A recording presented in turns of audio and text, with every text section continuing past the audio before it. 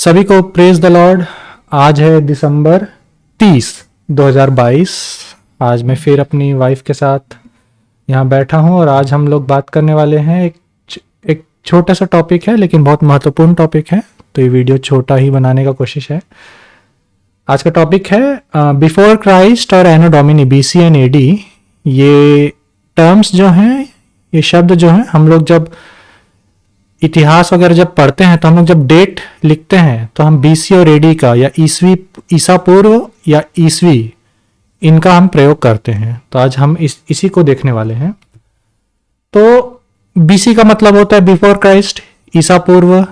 ये बताता है कि यीशु मसीह के जन्म से पहले की जो तारीखें रहती है उसमें हम ईसवी पूर्व लिखते हैं, ईसा पूर्व, बिफोर क्राइस्ट।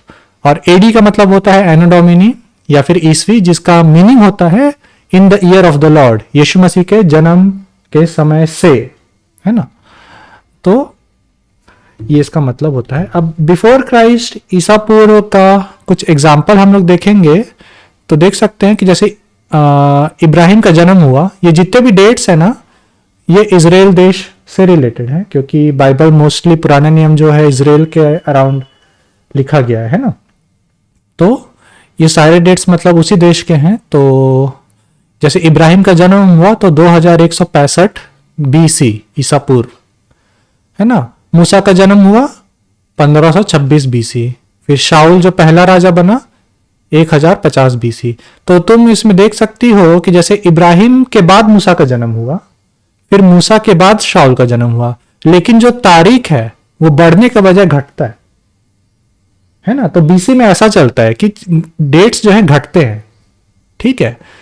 तो फिर इसमें जैसे देखोगी कि 586 में नेबुकदनेस्सर ने यरूशलेम और मंदिर, जो यरूशलेम में जो यहूदियों का, इजराइल का जो पहला मंदिर था, उसको नष्ट किया था, ठीक है। फिर 539 BC में जो नेबुकदनेस्सर का बेबीलोन का साम्राज्य था, उसको मादी और फारसी के राजाओं ने नष्ट कर दिया था और खुद जीत गए थे उसके ऊपर, है ना। वो 539 में हुआ था।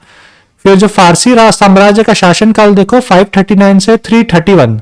तो देखो हम लोग अभी का जो डेट लिखते हैं वो, जैसे मेरा उम्र होगा 88 AD से अभी 2022 AD तक, तो मेरा मतलब बढ़ता है डेट। लेकिन जब हम लोग BC लिखते हैं तो डेट घटता है ना, क्योंकि वो ईसा पूर्व है, इसीलिए। तो इसमें और आखिरी में जो मैं 4 BC और 5 BC लिखा हूं, तो भले ही AD को हम लोग बोलते हैं यीशु मसीह के जन्म से, लेकिन थोड़ा सा डेट में आगे पीछे है।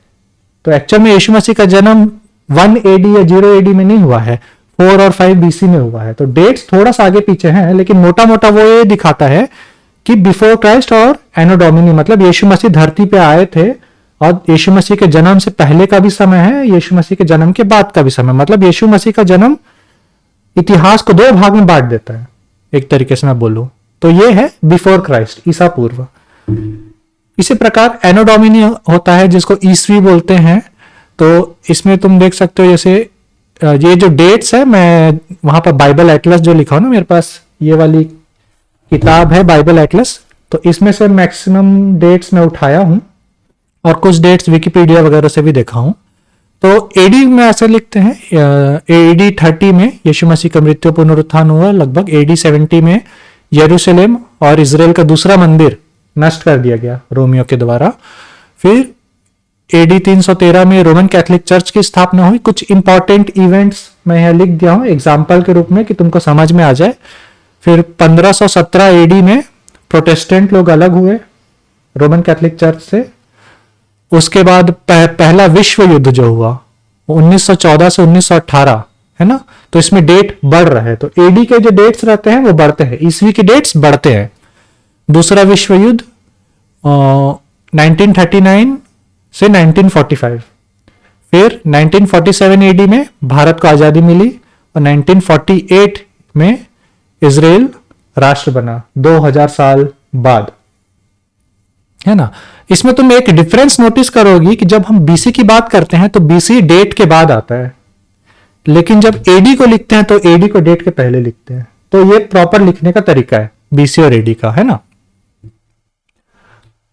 अब अभी क्या हो रहा है, ये वीडियो बनाने के पीछे कारण ये था कि अभी क्या हो रहा है कि अभी इंटरनेट में और किताबें जो अभी नई छप रही हैं उसमें क्या हो रहा है कि बीसी को बीसीई में बदल दिया जा रहा है और एडी को सीई में बदल दिया जा रहा है। इसका कारण क्या है कि इसको बोला जा रहा है कि बीसी और एडी यीशु मसीह से रिलेटेड है, मतलब धर्म से रिलेटेड है। तो हम लोग को हर चीज में धर्म वाला चीज नहीं चाहिए, है ना। पूरी दुनिया के लोग सब क्रिश्चियन नहीं है, तो उसमें हम लोग को कुछ ऐसा शब्द लाना है जो कि हर कोई यूज कर सके। तो इसमें लोग बीसी को बिफोर कॉमन एरा कर रहे हैं और सी एडी को कॉमन एरा। ये बीसीई और सीई जो नए शब्द है ना, इसका हिंदी वर्जन अभी मेरे को मिला नहीं, मेरे ख्याल से अभी तक इजाद नहीं हुआ है, इन्वेंट नहीं हुआ है। तो इसको अभी बिफोर कॉमन एरा और कॉमन एरा ही बोलते हैं। और इसको लिखने का तरीका मतलब सेम है, जैसे यहाँ पे है कि Egypt was under Roman rule. Egypt जो है रोम साम्राज्य के अंडर में था 30 बीसी से एडी 641 तक, है ना। 30 बीसी से 641 एडी तक रोम साम्राज्य के अधीनता में था इजिप्ट। उसको तुम नए वर्ष टर्म्स में कैसे लिखोगे कि इजिप्ट रोमन साम्राज्य के अधीनता में था 30 बीसीई से 641 सीई। तो बीसी और बीसीई, एडी और सी सेम ही है, लेकिन उसमें फर्क यह आ जाता है कि एक मतलब यीशु मसीह के जन्म की गवाही देता है कि वो धरती पे आए थे। दूसरा जो टर्म है जो कि अभी यूज हो रहा है उसमें यीशु मसीह है ही नहीं, तुमको पता ही नहीं चलेगा कि यीशु मसीह नाम का व्यक्ति भी कभी इतिहास में था, इस टाइप का है। तो ये वाला चीज है कि ये भले ही संसार के नियम से हाँ अच्छा हो रहा है, लेकिन अगर एक मसीह के उसमें देखोगे तो ये वाला चीज यीशु मसीह का जो धरती पे आने वाली जो एक गवाही थी, एक सबूत था, उस चीज को नकार रहा है। इसको बोला जाता है कि तुमको पॉलिटिकली सही होना है ना, राजनीतिक रूप में तुमको सही शब्द इस्तेमाल करना है। लेकिन हम मसीही लोगों का यह कर्तव्य बनता है कि हम राजनीति के नहीं, बाइबल के अनुसार सही वचन का इस्तेमाल करें। और इसके बाद जो मेन कंसर्न है इस टॉपिक को यहां उठाने का वो ये है, ये वाला पद जो पहला यूहन्ना की पत्री उसका 4था अध्याय तीसरा पद में पाया जाता है। और जो आत्मा यीशु को नहीं मानती वह परमेश्वर की ओर से नहीं, और वही तो मसीह के विरोधी की आत्मा है, जिसकी चर्चा तुम सुन चुके हो कि वह आने वाला है और अब भी जगत में है। ठीक है, इसमें ना जो पहला लाइन है, और जो आत्मा यीशु को नहीं मानती, हिंदी में इतना ही लिखा है, हिंदी में क्लियर नहीं है। इंग्लिश में क्या लिखा है? Every spirit that confesseth not that Jesus Christ is come in the flesh is not of God. Yeshu Masih शरीर में नहीं आया है, वह परमेश्वर की ओर से नहीं है। यीशु मसीह शरीर में नहीं आया, इसके कुछ मीनिंग हम लोग निकाल सकते, 3-4 मीनिंग हम लोग निकाल सकते, लेकिन एक मीनिंग जो मेरे को दिख रहा है कि ये इस बात को बोल रहे कि यीशु मसीह धरती पे शरीर मनुष्य बन के नहीं आया है। जो लोग इस चीज को नहीं मानते हैं वो परमेश्वर की ओर से नहीं है। और आगे बोलता है वहां मसीह विरोधी की, एंटी क्राइस्ट की आत्मा है। और ये चीज जो चेंज हुआ है बीसी और एडी का चेंज जो बीसीई और सी में हुआ है, ये बहुत बड़ा इस बात को पूरा कर रहा है, क्योंकि बीसी और एडी इस बात का गवाही देते थे कि इतिहास को यीशु मसीह ने 2 भाग में बांट दिया था। मतलब यीशु मसीह धरती पे आए थे मनुष्य बन के। आने वाली पीढ़ी जो सीई और बीसीई पढ़ेगी उनके पास रहेगा ही, लोग बाद में पूछेंगे क्या एडी बीसी, भाई हम तो सीई बीसी पढ़ते, यीशु मसीह के जन्म का कहां सबूत है तुम्हारे पास, है ना। तो बहुत बड़ी गवाही जो है हम लोग जो पढ़ते हैं उस चीज को मिटाने की कोशिश है इनडायरेक्टली। इसके कई एग्जाम्पल जिसमें यीशु मसीह को अभी के लाइफ स्टाइल में हटाया जा रहा है।